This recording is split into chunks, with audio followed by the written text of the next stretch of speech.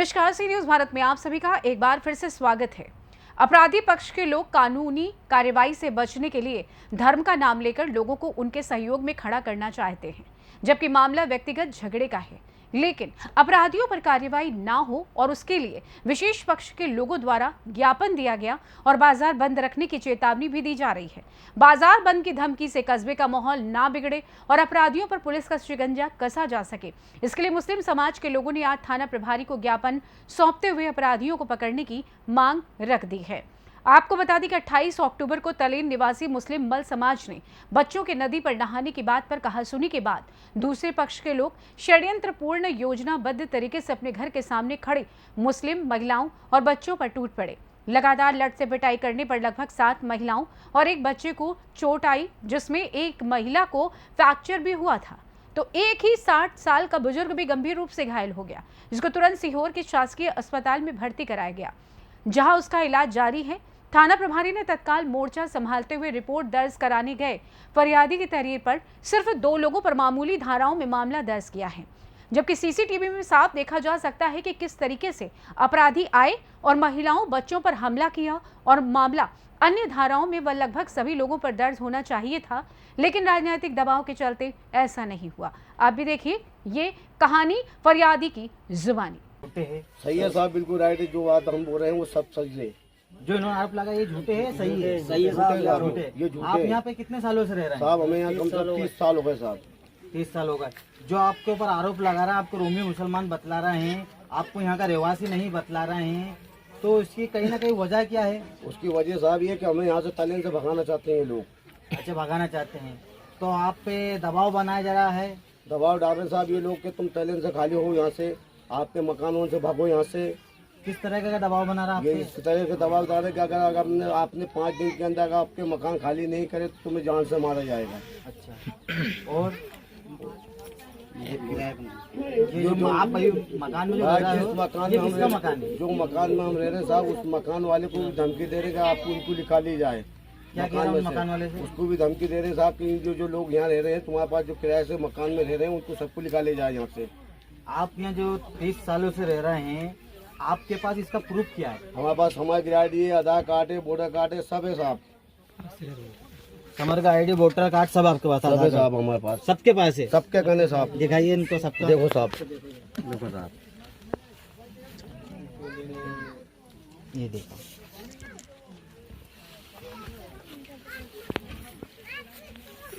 आप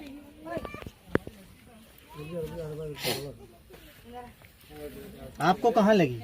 ये हाथ में लगी है सर, पैर में लगी है। ये 28 तारीख वाली घटना में ही लगी आप लोग? 28 तारीख घटना। कितने लोग थे आपको मारने वाले? कम से कम ये मानो कि 50-60 इंसान थे। 50-60 आदमी थे। काय से मारा था आपको? लट से मारे थे। लट से? लट से मारे। लट से मारे। तो आपके घर में जब आपके ऊपर हमला करा था उस समय आपके घर में कोई जेंट्स था? नहीं था सर, नहीं था कोई? लेडीज। कितने लोग थे हमला करने वाले आपके ऊपर? कम से कम ये मानो कि 50 इंसान थे वो।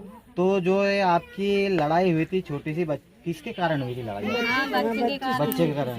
हमारे को सुनने में ये आ रहा है कि मतलब पानी पे घाट के चक्कर में भी, नहाने के चक्कर में? नहीं सर, वो छोटी बच्ची थी, ये लड़की के चक्कर में उन्होंने सब रूनी करे। वो लड़की की गर्दन पकड़े और नदी में डुबा दिए। तो हमारी लेडीज मानो हम छोरी को बचाने गए तो उन्होंने हमला करके बोल दिए। वो आरोप लगा रहे हैं कि इनकी लेडीजों ने पहले हमारी लेडीज के ऊपर हमला करा था, इसलिए हमने उनके ऊपर हमला करा। नहीं करा, हमने नहीं करा ये सर। बात झूठी है? हाँ, झूठी है सर। आप पे झूठा आरोप लगा रहा हाँ, है? हम पे झूठे आरोप लगाए। बतलाओ इनका आरोप।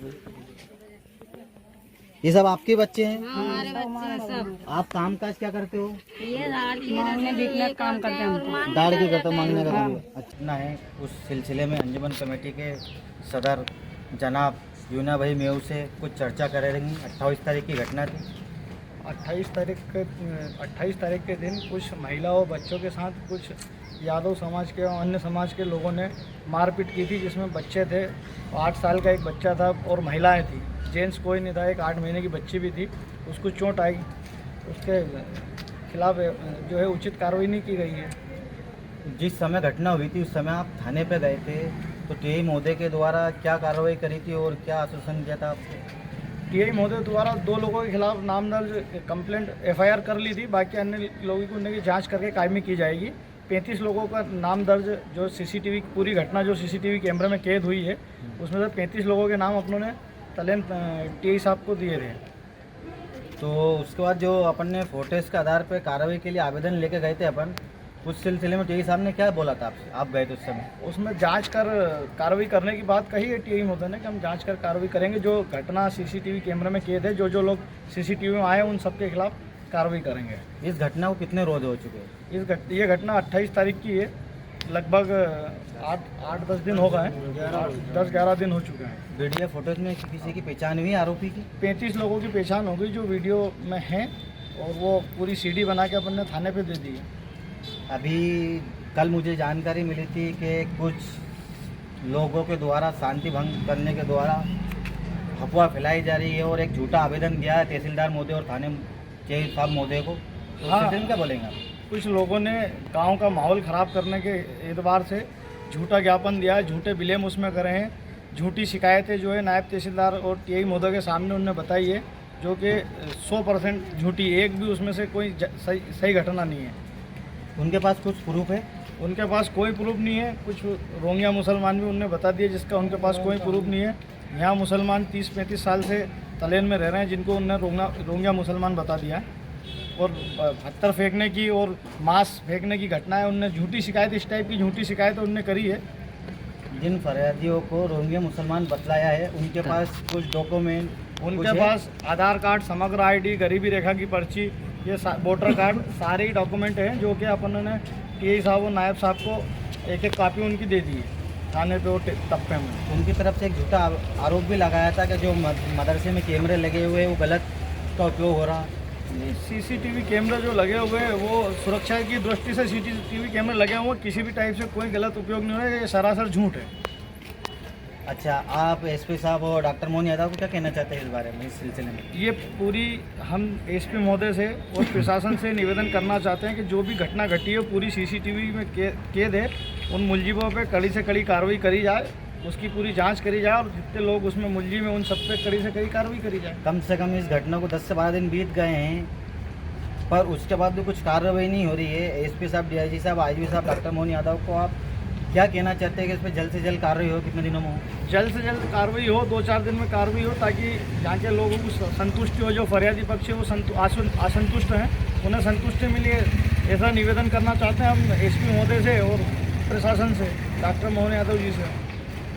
अगर कल से कुछ घटना होती तो उसका जिम्मेदार कौन रहता है? प्रशासन ही उसका जिम्मेदार है। कल से जो भी दुर्घटना होती है उसका जिम्मेदार प्रशासन है। हमने तो अलर्ट कर दिया सब तरह से। और कुछ समस्या की परेशानी जो आपने आज आवेदन दिया उसके सिलसिले में कुछ बोलना चाहेंगे? यहाँ के कुछ लोग हैं जो मतलब समय समय पे गांव का माहौल ख़राब करने की, फिजा ख़राब करना चाहते हैं। कुछ लोगों के नाम भी दिए हैं। हर बार छोटी छोटी घटनाओं को लेकर वो हिंदू मुसलमान की अफवाह और माहौल ख़राब करना चाहते हैं। तो श्रीमान से निवेदन है कि उन पर कड़ी से कड़ी कार्रवाई की जाए, ऐसे लोगों पर सख्ती की जाए। राजगढ़ से सी न्यूज़ संवाददाता जावेद की रिपोर्ट। फिलहाल इस खास रिपोर्ट में बस इतना ही। देश दुनिया की तमाम बड़ी खबरों को जानने के लिए आप जुड़े रहिए सी न्यूज़ भारत के साथ। हर खबर आपके साथ, आपके हाथ।